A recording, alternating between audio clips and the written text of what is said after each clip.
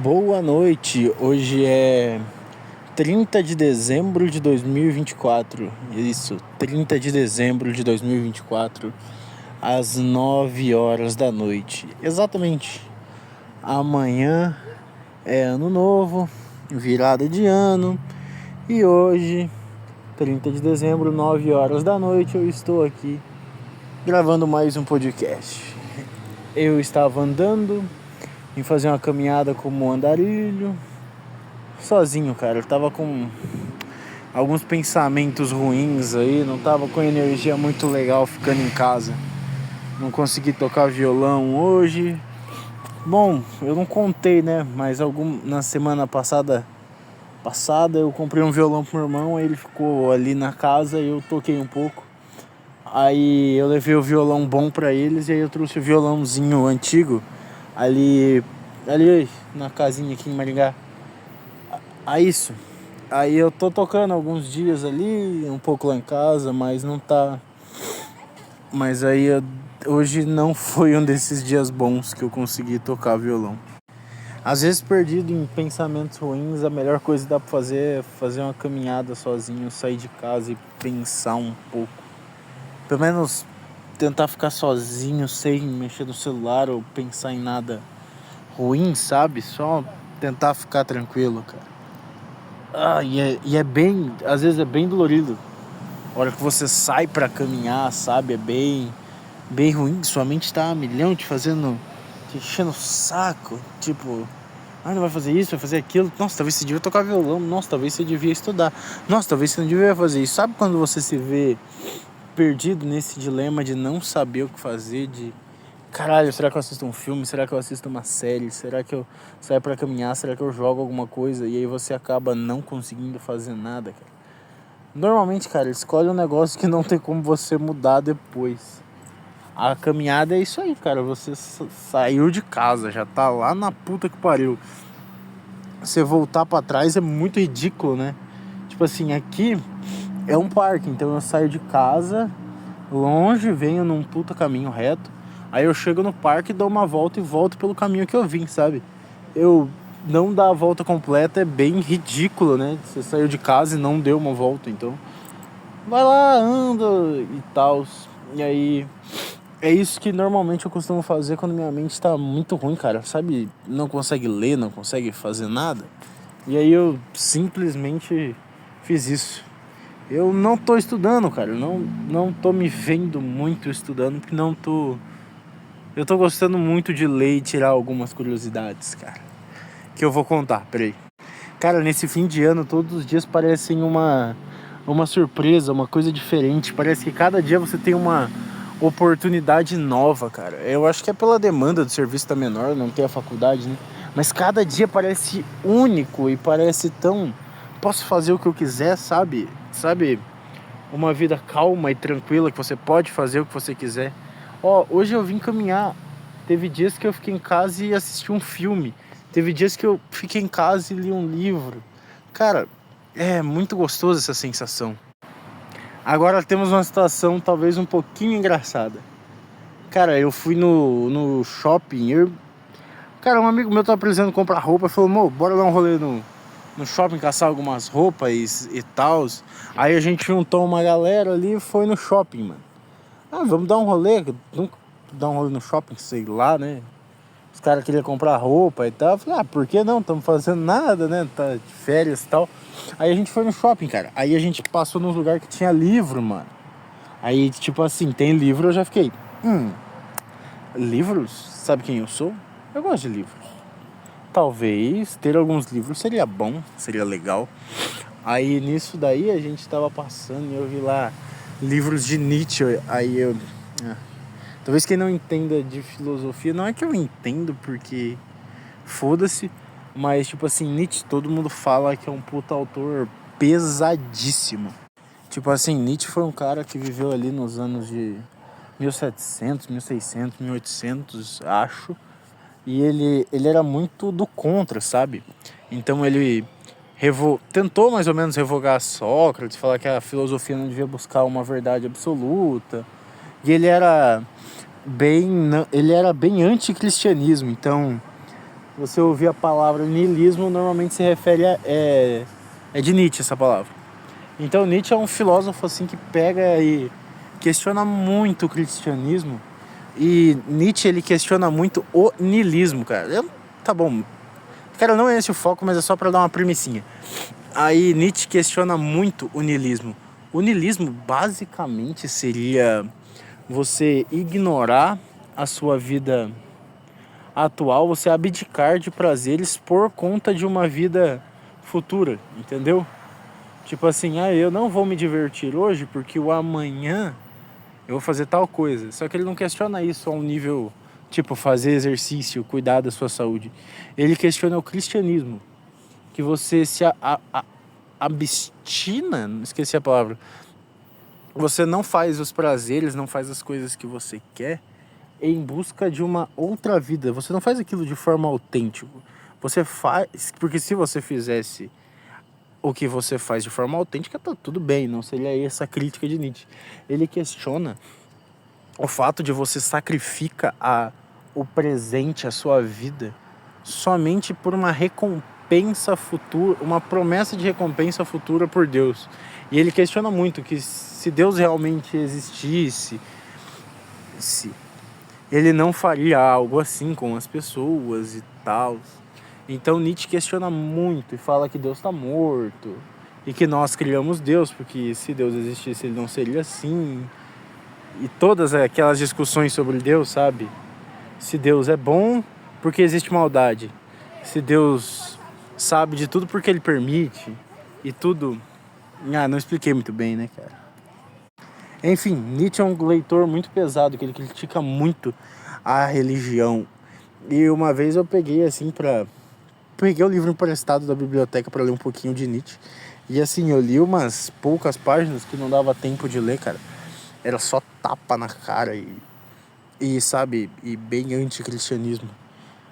É bem pesado, assim, ele dá uns putas tapas na cara fudido, assim, de Deus está morto. Será que esse homem à beira da morte, perto dos seus 80 anos de idade, não sabe que Deus está morto?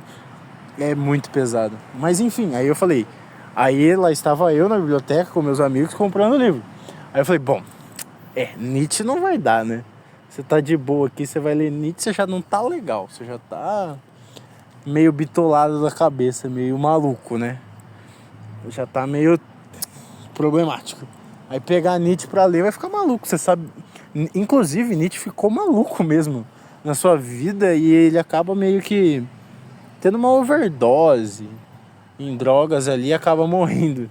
Então o próprio Nietzsche com suas ideias enlouqueceu. Então talvez não seja a mais sábia das ideias você estando meio mal começar a ler Nietzsche, né?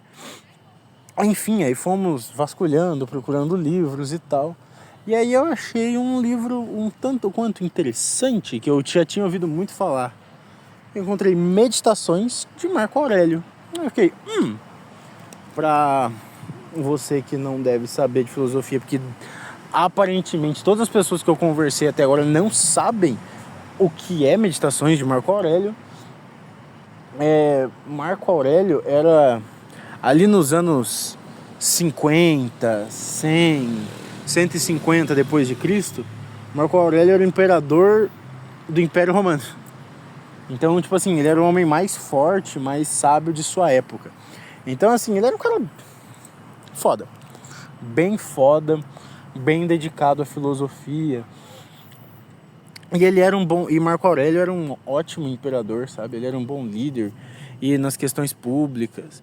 E um rei não poderia abdicar de seus deveres e a sabedoria não podia cair em pecados, em luxúria, nos 7 pecados capitais, na gula, na ganância, na avareza. Não podia cair nessas coisas porque um rei ruim significaria um império ruim. E era o maior império de todos. Ele governava, ajudava tudo, né, cara? Era basicamente do mundo inteiro ali em sua época.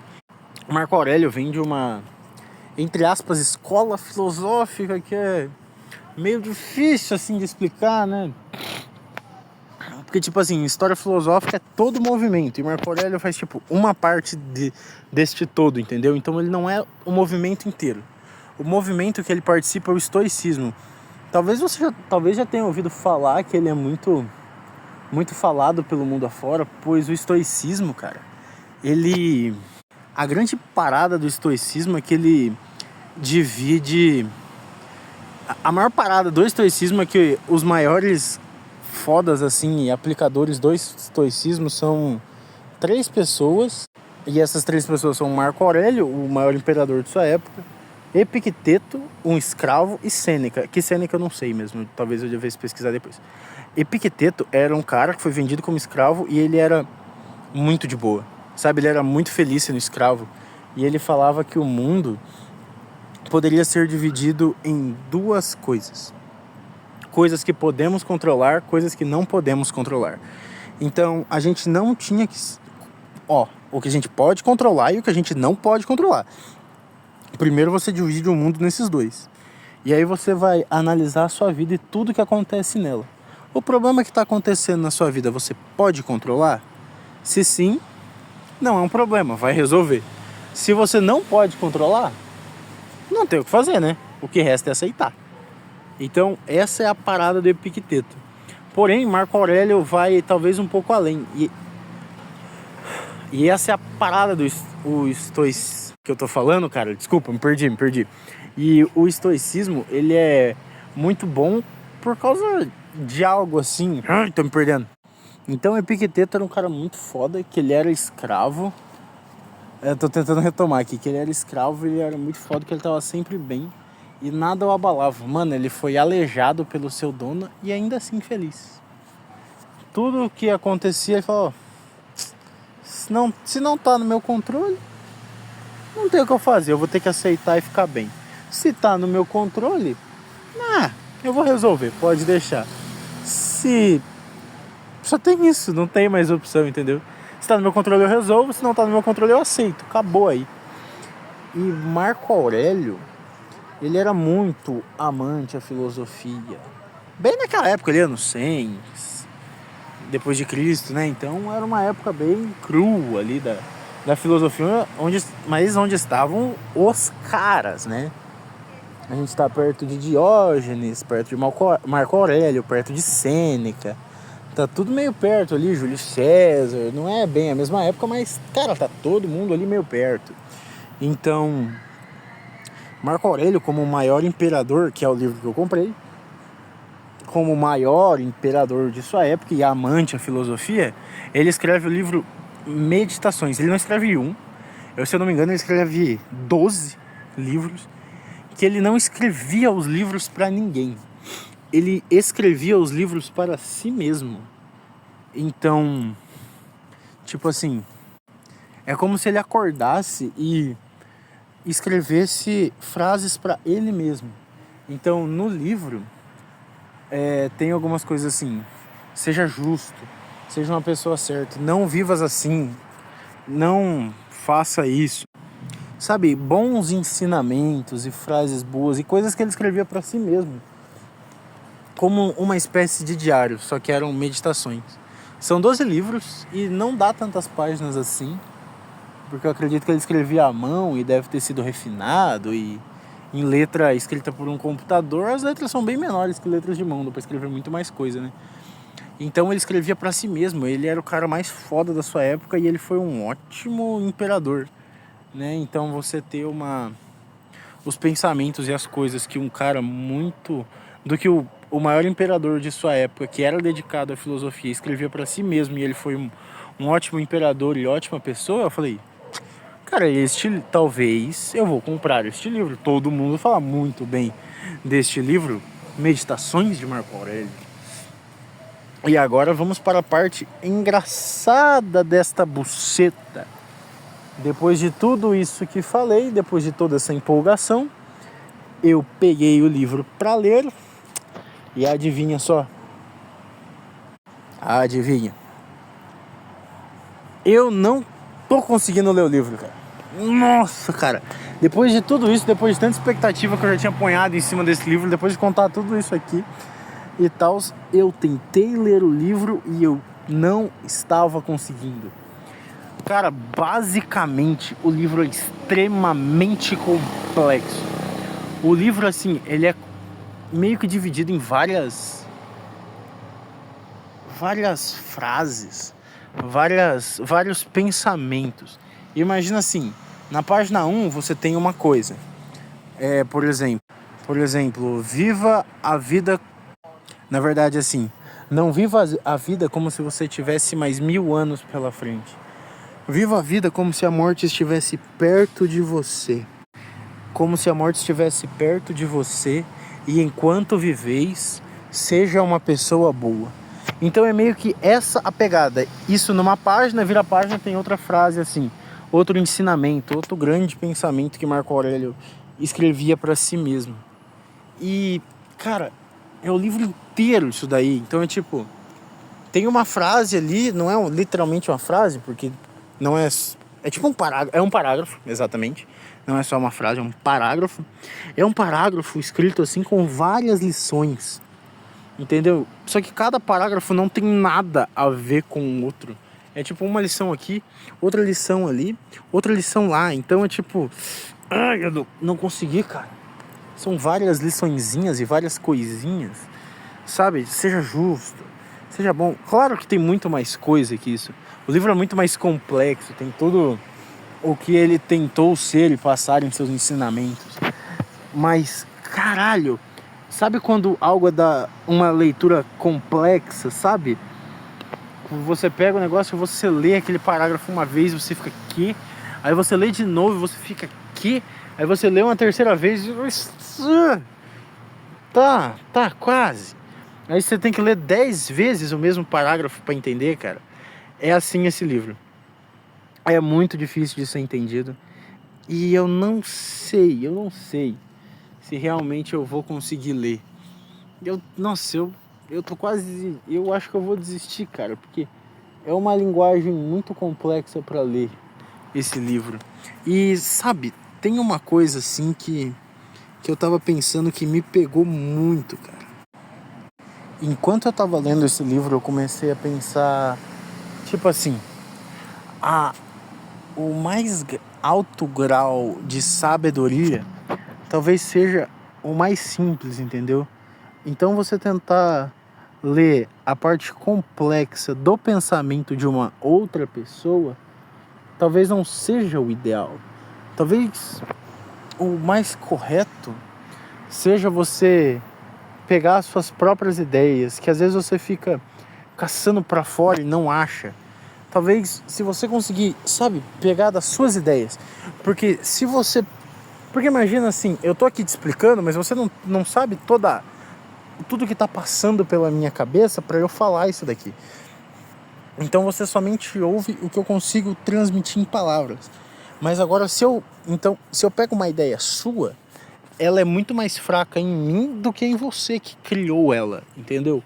Para você que a criou, você tem todo o motivo do porquê ter criado esta ideia, e eu não, e eu tenho somente, digamos, a superfície. Eu peguei a sua ideia e tentei encaixar na minha, ou às vezes até encaixou, mas na grande maioria das vezes você, com a sua ideia, vai ter um pensamento mais forte que o meu, entendeu?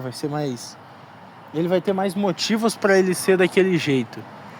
Na maioria das vezes, não sei se deu para entender.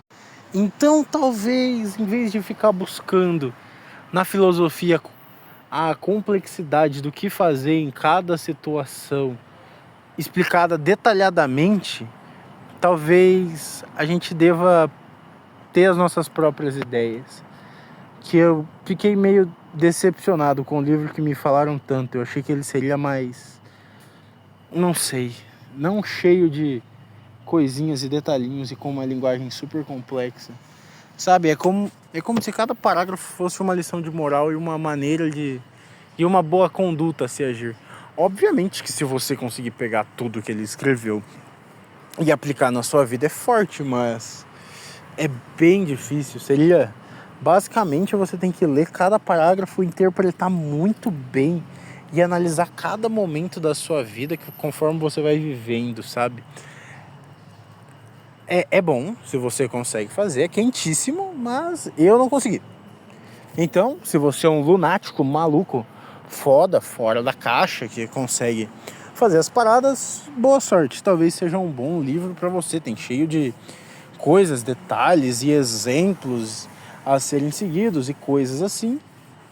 Mas eu não consegui. Não foi para mim este livro. Fiquei bem decepcionado. Eu tinha muita expectativa sobre esse livro. Aí acabou. É meio que isso. Eu não vou talvez um dia eu volte a ler. Provavelmente não. Acho que não vou voltar mais a ler este livro. Eu achei extremamente complexo e muito, sabe, as informações muito refinadas. Cara, é muito difícil explicar isso. Mas sabe quando você tem algo tão refinado ali que você não sabe o porquê que aquilo ali é assim? Entende? Você tem o pensamento refinado do cara, mas você não sabe por que ele pensa daquele jeito. Muito bem, ou o que aconteceu pra ele pensar daquela maneira. Por exemplo, tem algumas coisas que eu penso que eu fico, cara, eu tenho um ótimo motivo pra pensar assim. Algumas coisas sobre a vida. Mas eu acredito que você não tenha. E mesmo que eu te explicasse, com detalhes, seria muito difícil você entender, porque a sua vida é diferente da minha. Você não teve a mesma experiência que eu. E algumas experiências que eu vivi faz isso fazer muito sentido. E algumas experiências que você viveu provavelmente faz os seus pensamentos fazerem muito sentido, entendeu? Enfim, cara, então talvez a gente tenha que tentar viver mais. Na verdade, o que a gente tem que realmente fazer talvez seja conseguir analisar os momentos da nossa vida e tentar agir com virtude, talvez. Talvez seja isso. Cara, é bem difícil saber o que a gente tem que fazer. Vamos tentar fazer a coisa certa aí. Acho que eu me perdi um pouco, peraí. Enfim, fim de ano, novas oportunidades, dias novos, esperança, cara. Fim de ano nos dá esperança. É bem estranho falar isso, mas é verdade. Fim de ano é igual a esperança. Então foi lá, a gente foi, compramos o livro, filosofia e tal. E aí hoje no meu serviço tinha algo que eu sempre quis saber. Sobre o inferno de Dante. Pera aí que eu vou tentar contextualizar. Cara, inferno de Dante. Cara, basicamente, antes de eu falar disso, eu queria explicar uma coisa. Hoje em dia, com o avanço da tecnologia, inteligências artificiais, existe uma coisa maravilhosa chamada ChatGPT, e que é uma das ferramentas de inteligência artificial, por exemplo. Então ela é uma inteligência artificial possível. E aí, uma coisa que eu venho fazendo nesses últimos dias é pesquisar autores e coisas que eu sempre tive vontade de saber e algumas dúvidas que você tenha. Pergunta pro chat, cara. Pergunta pra ele alguma coisa que você tem muita curiosidade. Então, ultimamente eu estava perguntando grandes autores e algumas dúvidas idiotíssimas, cara. Sabe quando tem algumas coisas que às vezes você tem que perguntar pra sua mãe, a sua mãe te explica, mas aí você pergunta pra ela, ela não sabe te explicar, ou é um negócio tão... não faz sentido na sua cabeça, sabe? É tipo coisa que todo mundo deveria saber. E aí, calma que eu vou chegar no inferno de Dante. Calma que eu quero explicar a maravilha que é o ChatGPT. Cara, aí eu perguntei umas coisas tipo... Então, meu amigo GPT, me explique como funciona as alianças de namoro, noivado e casamento. Porque eu achava tipo assim, mano, é 3 alianças? É quantas alianças? Quanto que você troca? Porque assim, a aliança de namoro é óbvio. Você tá com uma pessoa, você começa a namorar, você dá uma aliança de namoro. Tá, aí você pede a pessoa... Tá, até aí eu sabia. Aí você pede a pessoa em noivado, ou a pessoa em casamento, né? Então você compra uma outra aliança, e essa aliança é de noivado. E aí você dá essa aliança, e aí quando você casa, você tem que pôr a aliança de casamento. Então são 3 alianças, e quando é que a mulher tira a aliança de noivado? Então quando você vai você pede a mulher em noivado, você tem que tirar a aliança de namoro e dar a aliança de noivado. E aí quando que você tira a aliança de noivado para de casamento? Aí eu perguntei a ele, então, cala a boca. Só cala a sua boca que eu vou te explicar tudo. Você namora, tá tudo certo. Aí quando você vai noivar, ó, isso é uma dúvida, talvez todo mundo saiba disso, mas eu não sabia. Provavelmente você deve ter alguma dúvida muito estúpida assim também. E ele vai te explicar, cara. Então, Aí eu perguntei pra ele, né? Aí ele explicou, ó, noivo, você namora, aliança de namoro. Quando você pede a mão da mulher em casamento, você troca a aliança de... Você troca a aliança de namoro pela aliança de casamento. Já é aliança de casamento, não existe aliança de noivado. Aí você põe a aliança de casamento na mão direita, que ainda não casou, entendeu? Aí quando que a mulher tira a aliança de noivado, que a aliança de noivado e de casamento é a mesma, mas se tiver na mão direita, é de noivado, entendeu? Aí no dia do casamento, tanto o noivo quanto a noiva entram sem alianças nenhuma. Que no caso são as mesmas alianças de noivado, que são a mesma coisa que a aliança de casamento. Então você entra sem aliança nenhuma, e no altar vocês colocam na mão esquerda, mas até enquanto vocês são noivos, é na mão direita. Entendeu? Então é algo muito simples, são duas alianças. No dia do... Quando você pede a mão da pessoa em casamento, mão direita, e fica na mão direita. No dia do casamento em si, entra sem aliança nenhuma, e lá na hora do altar coloca-se na mão esquerda, que é onde vai ficar. Olha que coisa legal. Eu não sabia disso, provavelmente todo mundo já sabia, que eu fui contar para os meus amigos e ele ficou: você é idiota, isso é óbvio, como que você não sabia disso, seu imbecil? Mas eu fiquei, tudo bem, eu não sabia. Uma coisa quentíssima que eu perguntei pro chat GPT, que talvez você devesse perguntar aí, porque é uma utilidade pública muito legal. Me ensine como funcione os ciclos menstruais, quando a mulher tem mais tesão, menos tesão, qual é o dia que mais tem possibilidade de engravidar, qual que tem menos, qual que é a chance. Fica no ar aí, cara, não é tão complexo. E às vezes você pode ter perguntas: ah, mas então é no dia tal e no dia tal que tem mais chance? Aí ele te responde. Então, tá. Aí, tipo assim, ele te dá o número fixo de dias. Imagine 28 dias, que é o mais comum usado. Aí eu fico assim, então tá. Quais são os 2 dias que tem menos chance? E quais são os 2 que mais tem chance? Ponto. Só faz essa pergunta. Depois que ele já te explicou tudo. Aí tá, agora me explica porque esses são os dias com menos e esses são os dias com mais. Pesquisa aí, cara. É uma informação muito útil de se saber e as chances são baixíssimas. Supondo que o ciclo da mulher seja bem fixo e controlado, as chances são baixíssimas de engravidar, tá? Então fica aí de utilidade pública a todos vocês perguntar isso pro chat. Enfim, isso só para contextualizar o meu amigo Gepeto, Chat GPT, que é só pesquisar no Google Chat GPT, que já vai ter a parada lá para você fazer suas perguntas e ele te responde tudo de maneira bem legal. Então, me explique novamente. Me explique de outra forma. Então tá, me explique somente isso daqui. E é muito bom, cara. Ele te explica tudo muito, muito bem. Enfim, eu sempre tive vontade de saber sobre o Inferno de Dante. E aí eu perguntei, e aí ele me respondeu: ó, o Inferno de Dante é uma obra de 3 obras. Provavelmente todo mundo já ouviu falar de Inferno de Dante e não sabe o que é. Se você nunca ouviu falar de Inferno de Dante, você já ouviu falar em Divina Comédia, que é a mesma coisa. Divina Comédia é o nome da trilogia. Inferno de Dante é o nome do primeiro livro. O que seria a Divina Comédia, a trilogia? São 3 livros. O Inferno de Dante, que basicamente é como Dante define o inferno e como seria.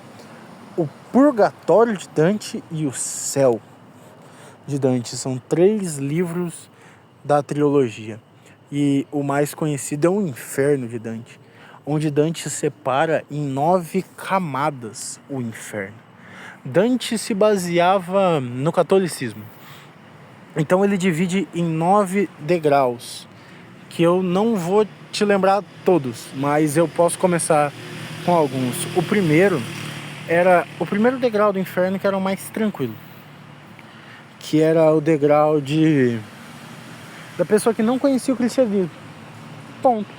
Não conheciam as pessoas que viveram antes de Cristo. Ele viveu ali nos anos de 1500, 1400, ele Dante. Então as pessoas que não conheceram o cristianismo, ou que nunca ouviram falar, porque era uma época que não se era tão colonizado, nem todo mundo sabia da existência do cristianismo, então tinha muita gente aí pelo mundo que não sabia. Então ele ficou assim, as pessoas que não sabem estarão no primeiro nível, que são, basicamente elas não estão em sofrimento, mas o sofrimento delas é nunca terem contato com Deus. porque elas não sabem chegar lá, entendeu? Então elas estão na primeira camada do inferno. E aí ele vai descendo, por exemplo, gula, preguiça, raiva. Não são 7 pecados capitais, cara, não são. São coisas diferentes. Por exemplo, tem os 7 pecados capitais também, mas tem mais, são 9 degraus. Então são basicamente esse que eu falei que não tem nada, os 7 pecados capitais e o último grau de todos é a traição, que é o mais baixo grau do inferno. A traição como se fosse o maior pecado de todos. E Dante descreve com uma riqueza de detalhes o inferno. E isso, obviamente, eu não li. Isso, obviamente, o meu amigo Gepeto falando pra mim. Dante descreve com uma riqueza de detalhes o inferno, que por isso que a obra é tão famosa.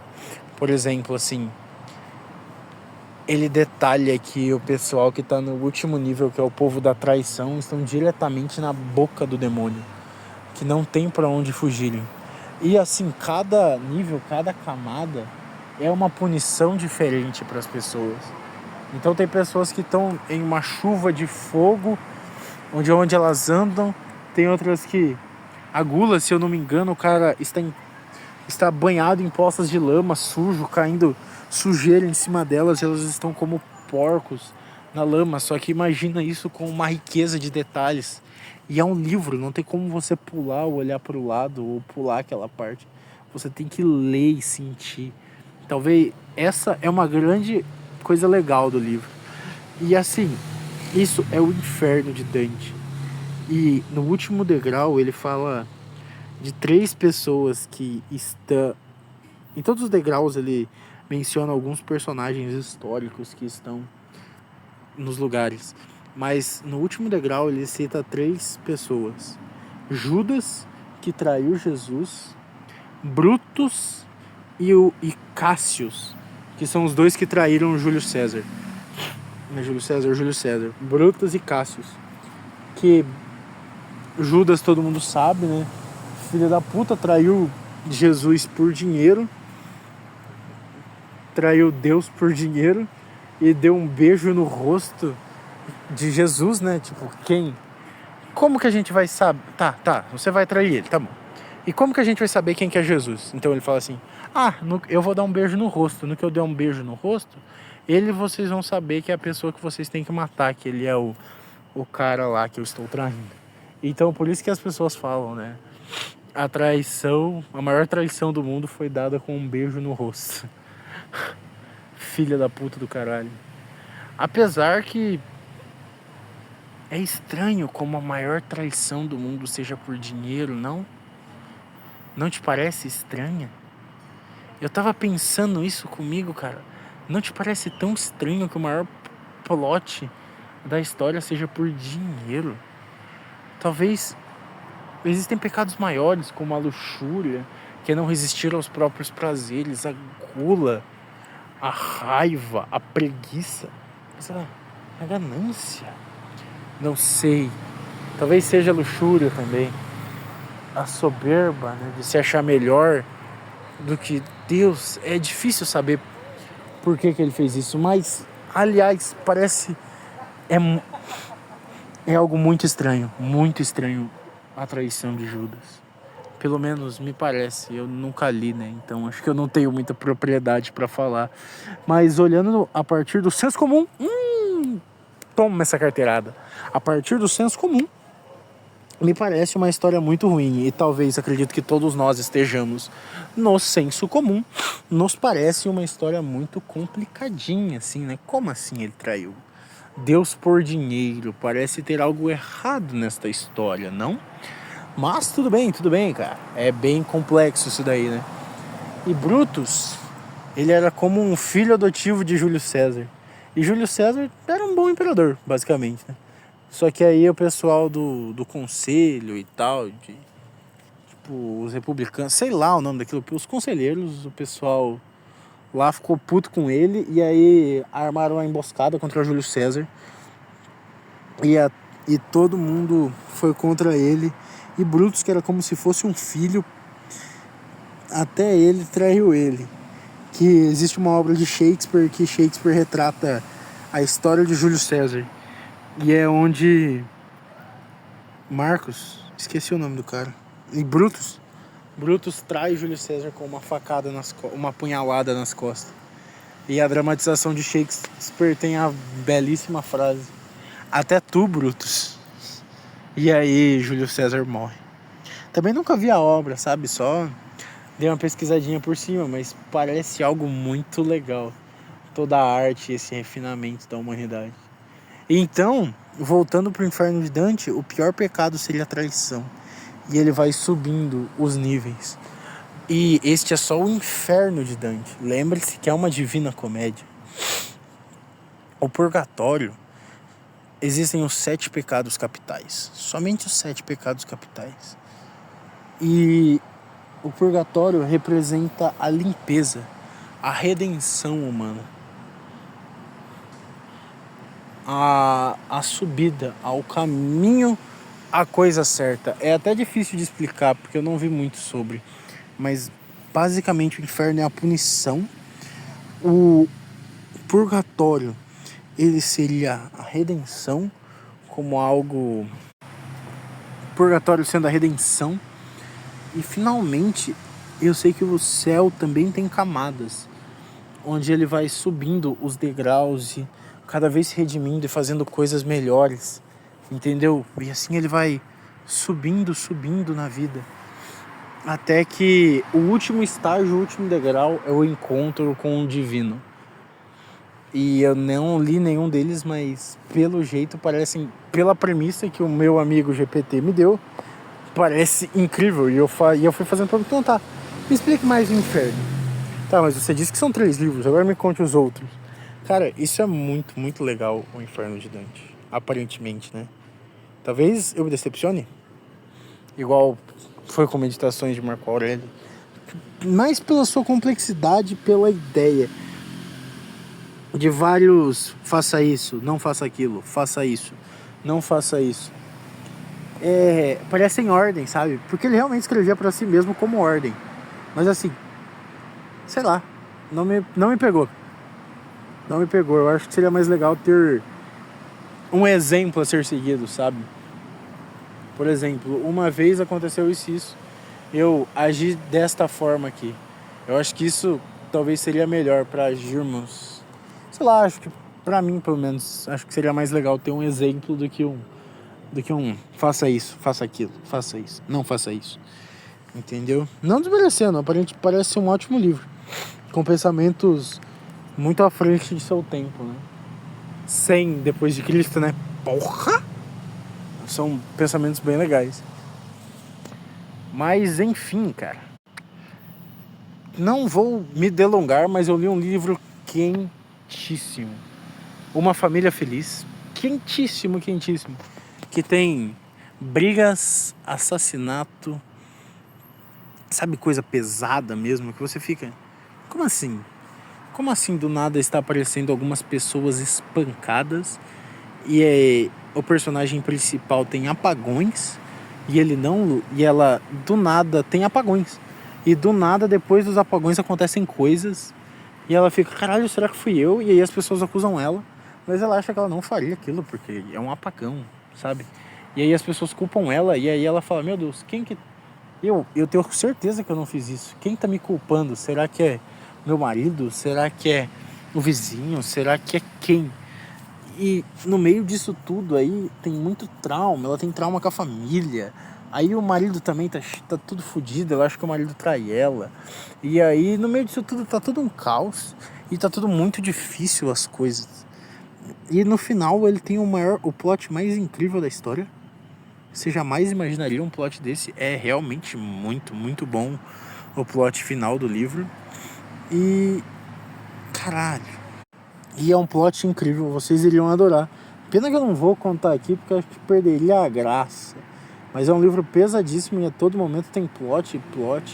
E você fica, como assim? Isso é muito foda. Preciso contar pra alguém. Mas acho que não dá pra contar aqui. Não convém com filosofia, só... Um livro assim, um livro cheio de traumas e coisas pesadas contado não tem graça. Ele é legal lido e experienciado a o suspense. Quando é filosofia dá pra contar aqui, entendeu? Cara, 30 de dezembro, 10 horas da noite no Parque do Ingá, conversando sozinho, sem álcool desta vez. É estranho. Recomendo a todos que estiverem aí, não sei como é que tá a vida, mas cara, tentar rezar e refletir sobre a vida é sempre muito bom. Me ajuda muito, cara, quando tem algo na vida que você sabe que você tem que fazer e você reza, é bom que te dá alguma clareza e te ajuda, cara, a conquistar o que você quer. E quando você não sabe o que você quer e você tá desesperado com dor, você rezar dá uma aliviada, que você tira o peso de você e você tá pedindo ajuda de Deus, sabe? E você não tá pedindo ajuda de qualquer um, né? Você tá pedindo ajuda de Deus. Então é uma coisa assim muito boa, cara, que ajuda e tira um peso. E sempre, cara, sempre. Eu acho que eu nunca vou conseguir explicar isso aqui pra vocês, mas é muito forte isso pra mim. Nunca na sua vida peça o que você quer. Nunca. Sempre.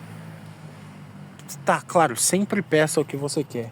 Mas sempre peça no final, faça a sua vontade, não a minha. Sempre. Sempre.